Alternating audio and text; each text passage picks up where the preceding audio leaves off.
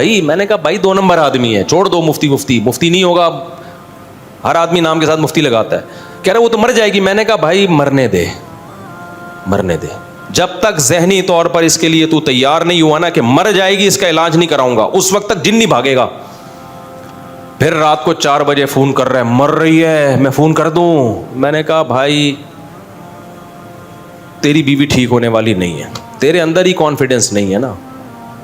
کہہ رہا میں مفتی صاحب کو فون کرتا ہوں تو ٹھیک ہو جاتی ہے. میں نے کہا بھائی یا تو اس کو عشق ہو گیا مفتی صاحب سے, ہاں بڑے بڑے عشق کے واقعات ہوتے ہیں, یا یہ کہ وہ مفتی ہی جن بھیج رہا ہے اس کے اوپر.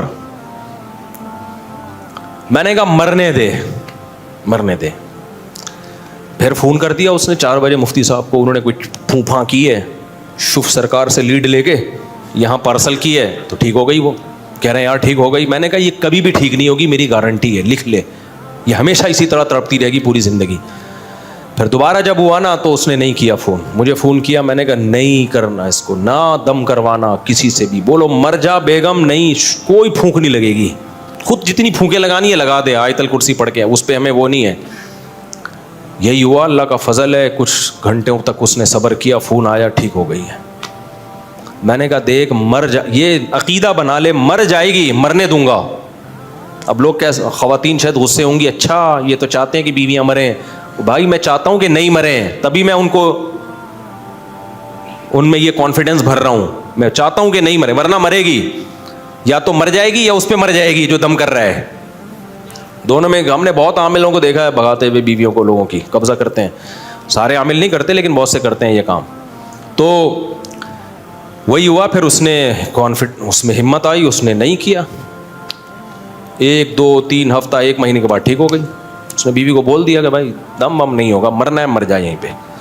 اللہ کا شکر ہے ٹھیک ہو گئی. جب ٹھیک ہوئی ہے تو اس نے مجھے 10,000 روپے ہدیہ بھیجے. یہ بات ہوگی 2009 یا 10 کی.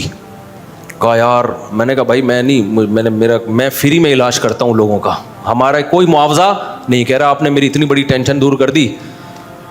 وہاں سے ہدیہ بھیجا اس نے. اچھا خیر, پھر کیا ہوا آپ کو پتہ ہے, ایک چیز ہوتی ہے جس کو کہتے ہیں انسیکٹ. اس کا گھر جا کے ترجمہ کر لینا, مسجد میں مناسب نہیں.